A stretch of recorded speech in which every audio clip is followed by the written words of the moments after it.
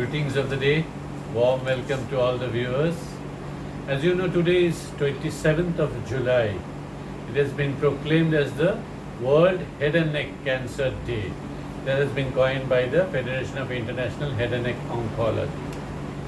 Now, by virtue of its importance in this calendar year and the double whammy, that is the head and neck cancer burden in India and the current COVID-19 pandemic, I felt it is very important that I press upon the issues of my 2 cents view. And as you know, head and neck cancer is an important burden in India.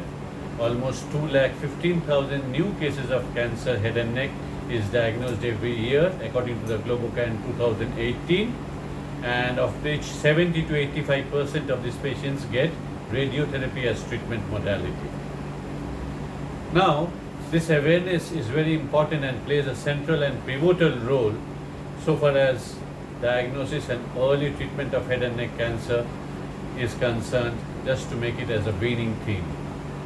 And I rest my case for this awareness campaign on head and neck cancer based on 2 issues. Number 1 is the current guidelines, which is evidence-based for head and neck cancer for my ENT colleagues, my head and neck colleagues, the radiation technologists, the paramedics. And number 2, I'll say a bit about do's and don'ts for this cancer. Now, so far as the current guidelines are concerned, it is important that radiotherapy, surgery, chemotherapy, as well as immunotherapy are the modalities of treatment in head and neck cancer. And as you know, surgery and definitive radiotherapy are the most important modalities for head and neck cancer. And by the current guidelines, it should not be delayed for 4 to 6 weeks from diagnosis. Only for a limited slow risk group of patients, we can delay the treatment for 6 to 8 weeks. Another important thing is HPV. It is another virus called human papilloma virus, which is in contrary to the SARS-CoV-2 virus, not so virulent and not so infective. It has a predisposing cause in head and neck cancers in amongst 20% of all patients. And as we know, HPV has a predisposing cause and has a better outcome. Hence, HPV positive patients in head and neck cancer has to be prioritized for early treatment for better outcome. The other options, which is immunotherapy, is also has to be delayed in a recurrent head and neck cancer metastatic setting. That has to be also taken care. The other important issues is the compressing the duration of radiotherapy treatment is very important. With the same dose, with the same outcome, we can reduce the dose fractionation to 5 weeks from 7 weeks, hence reducing the hospital visit. Another thing is use of concurrent chemotherapy. This is also limited along with radiotherapy, but in situations where there is difficult hospitalization or maybe old patients or has comorbidity, has to be omitted according to the current evidence.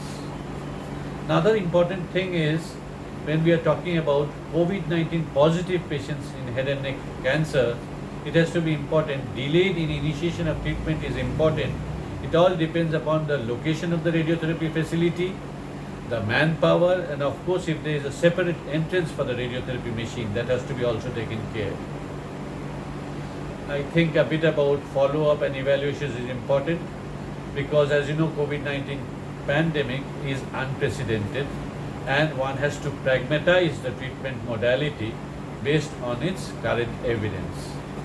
Now, it is important that as per the situation, some important precautions and preventions or protection has to be taken for self as well as it has to be prioritized for other personnel, because the treatment care depends upon the full team as a whole. Number 3 is Ryle's tube insertion or nasogastric tube insertion has to be done in a protective manner by using self-protective equipment as well. The other issues of concern is visit to the OPD has to be restricted, not to avoid a crowded OPD.